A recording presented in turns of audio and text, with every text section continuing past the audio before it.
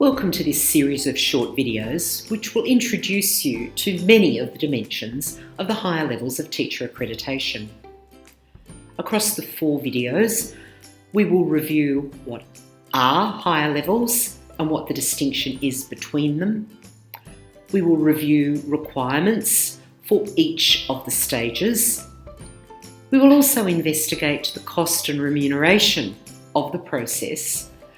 And finally, look at some tips for setting up for success and where to from here. What are the higher levels? They are and will remain voluntary levels of teacher accreditation across 2 career stages, lead and highly accomplished. Either of these career stages can be attempted by any proficient teacher. And the other thing to note about them is that they are not hierarchical to the extent that you do not have to complete highly accomplished prior to completing lead. Rather, each career stage is dependent on the sphere of influence, as we will now see. NESA stresses that at any point after becoming proficient, a teacher can apply to undertake the higher levels process. And there is further information on the website shown on the screen, Education Standards New South Wales.edu.au, Teacher Accreditation. A central question which any teacher contemplating the higher levels should ask themselves is, what is my impact? In other words, how can I show that the good work I'm doing is having an influence beyond my classroom? This is a significant question, and it's so significant that teachers who don't answer that question well are the teachers who risk not succeeding at this process. We all know as a proficient teacher that we make a difference in our classrooms, because as a proficient teacher, you know your students and your content, you develop engaging lessons, you look after the safety and well-being of those students, you assess and report to parents on the outcomes, and you collaborate with colleagues while maintaining ethical behaviour and working in communities. That's what the proficient standards say that you do. However, if you're interested in becoming a highly accomplished teacher, the impact that you are looking for is not only the fabulous things that you do in your own classroom, but the difference you are making in the classroom next door. This would apply to teachers who support early career teachers, to teachers who support colleagues with the sharing of resources, collaborating, modelling, and things like that. And then the final career stage of lead teacher looks at a teacher who makes a difference across the school or the system, who has that broad overview of process, policy and practice across the school, and their actions as a teacher make a difference across many, many classes, perhaps even system-wide. So knowing the difference between these 3 levels, it's good to consider it perhaps this way when you're considering collecting some evidence for the process. As you can see, we've agreed that a lead teacher makes a difference across the school and potentially the school next door. So if a lead teacher is looking for evidence of that impact, they might look to the teachers in the school who are operating at highly accomplished, whether or not they're going through the process. Because those teachers that are operating at highly accomplished are the ones who are making the difference in the classroom next door. They're taking the actions of the initiator, of the leader, and they're making them real for their colleagues and developing their colleagues' capacity.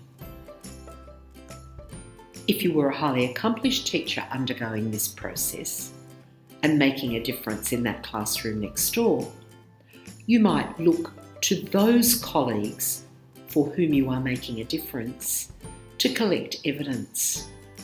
So it's not enough to set fabulous assessment tasks and reflect on them and have evidence from your own classroom. You need evidence from the classrooms of the other teachers who you've assisted to develop their own assessment tasks. It's a little tricky and very different to the proficient teacher process.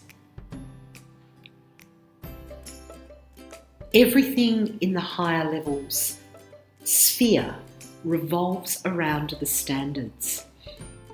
And because you need a balance of referee, documentary and observational evidence, which we'll address in the second part, a very good place to start is with your own practice and considering your own practice and determining whether in fact highly accomplished or lead is a more appropriate career stage for you to attempt. We have developed a highly accomplished and lead comparison planning tool. The links for this will be provided at the end of the video in an appended sheet. This tool sets up the descriptors at both career stages and offers the opportunity for you to fill out the where do I sit. Where do I sit? Meaning, am I demonstrating in my practice more at the HA side or more at the lead side? And what do I actually do? What evidence do I have? What meetings have I run? How have I modelled that practice? Start making some notes here because that will get you thinking about your practice and assist you to determine what is the best level for you. Another thing that might help you is by really honing in on the descriptors and understanding the different career stages within a descriptor.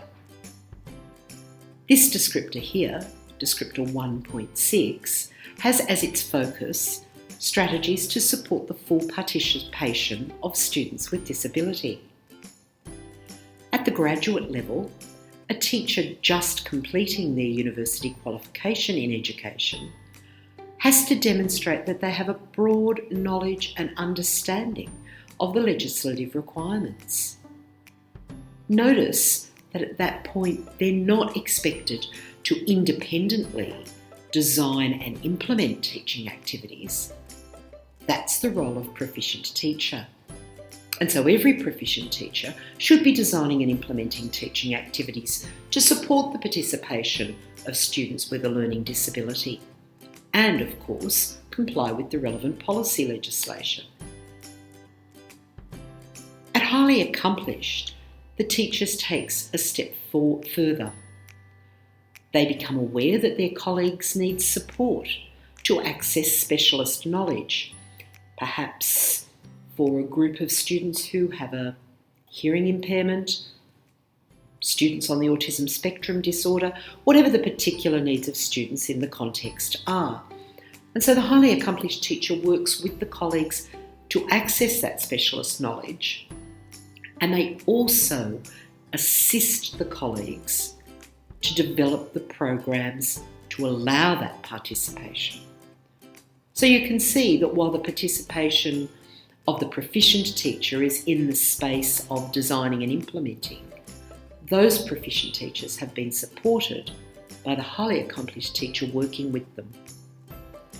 At the lead career stage, the lead teacher is operating across the school, initiating and reviewing school policies to make sure that everything is fine, so that the proficient teachers know what it is that they're supposed to be designing and implementing, and making sure that their work is in fact in alignment with those policies.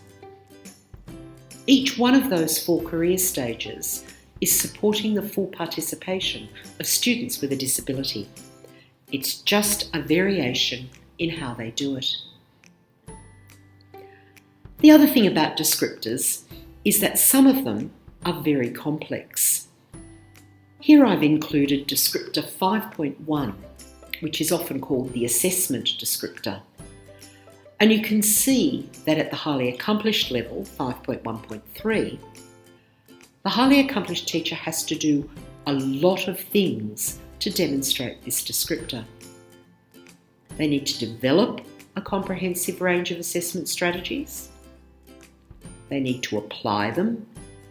And in their application, they need to diagnose learning needs and comply with curriculum requirements, while also supporting colleagues to evaluate their own effectiveness in the assessment area. There's a lot going on in that descriptor, and at the highly accomplished level, every single element of that descriptor must be demonstrated in the documentary evidence. You can also see, if we move to 5.1.4, the lead descriptor, that there is an evaluation component, again supporting colleagues, but supporting them this time by evaluating those policies so that they can comply with the requirements and use a range of assessment strategies.